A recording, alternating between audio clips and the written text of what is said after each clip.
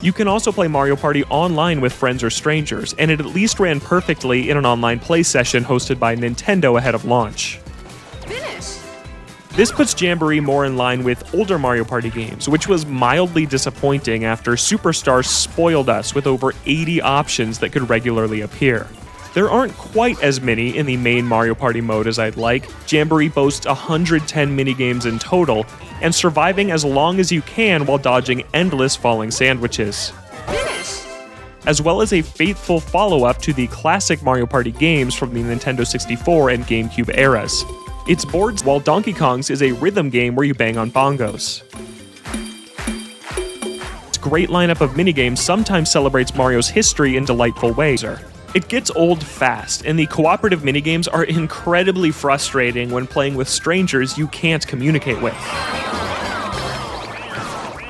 I don't mind how long these matches take because I'm always having fun, but it's a big time commitment all the same. Amazing little details that change depending on who you're playing as elevate the whole package. There's a trio of motion control modes, with the clear standout being the Rhythm Heaven-inspired Rhythm Kitchen.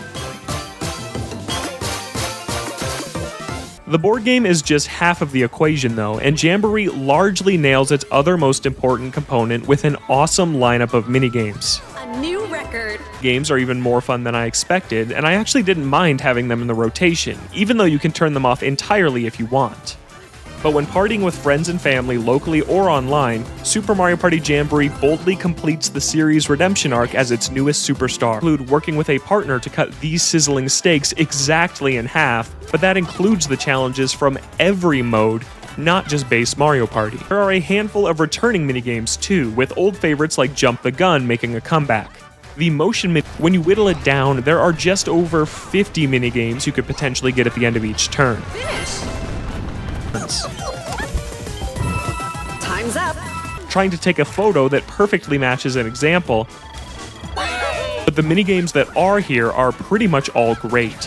Highlights in formula established in the Nintendo 64 entries, Mario Party Jamboree is an amazing follow-up to Mario Party Superstars, and still I significantly prefer that to the watered-down Mario Party games we were getting for so many years. In the early going, it took my group of 4 roughly 2 hours to finish a 15-turn game, though it was initially frustrating to play such a long minigame that could end up being for nothing. If I wish there were just a few more minigames in the rotation, character-specific challenges that steal the show.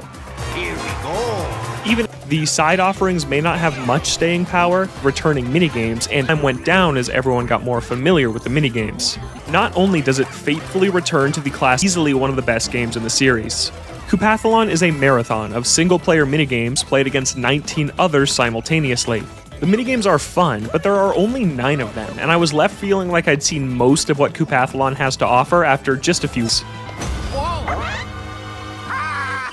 These showdown minigames are one of the highlights of Jamboree. Each one celebrates a different character on the roster with clear adoration for Nintendo history. Luigi's game takes place in a mansion,